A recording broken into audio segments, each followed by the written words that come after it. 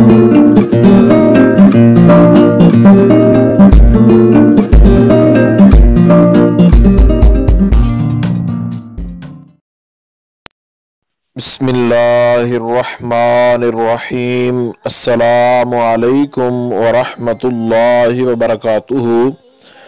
बात करेंगे जुमातुल मुबारक के वजीफ़ा के हवाला से कि जुमातुल मुबारक के दिन कौन सा ऐसा आसान तरीन और लाजवाब वजीफ़ा है कि जिसके करने से इंसान के मामलात जो हैं वो किसी भी किस्म के हों, चाहे उसको माली हालात का मसला हो, चाहे उसको कोई जो है वैसे प्रॉब्लम हो, कोई किसी भी एतबार से कोई भी उसको प्रॉब्लम हो, कोई भी मसला हो, तो उसके लिए ये आसान तरीन वजीफ़ा जो है ये करे। इंशाअल्लाहुल अज़ीज़ बिफ़ज़लिही ताला उसका वो मसला जो है वो ठीक हो जाएगा और किसी किस्म की कोई परेशानी वगैरह जो है वो बाकी नहीं रहेगी।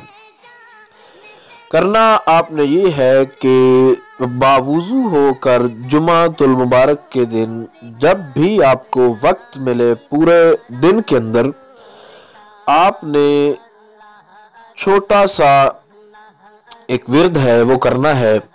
सुब्हानल्लाहि व बिहम्दिही सुब्हानल्लाहिल अज़ीम। इसको आपने पढ़ना है सुब्हानल्लाहि व बिहम्दिही सुब्हानल्लाहिल अज़ीम। ये आपका एक मर्तबा हुआ है। सुब्हानल्लाहि व बिहम्दिही सुब्हानल्लाहिल अज़ीम ये आपका 2 मर्तबा। इस तरीके के साथ आपने 111 मरतबा जो है इसको पढ़ना है। पढ़ने के बाद आपने 7 मरतबा सूरह इखलास शरीफ जो है पढ़नी है। अव्वल आखिर आपने कोई भी दुरूद शरीफ जो आपको आसानी के साथ जो है वो याद है, जिसको आप आसानी से पढ़ सकते हैं, वो दुरूद शरीफ आपने पढ़ना है।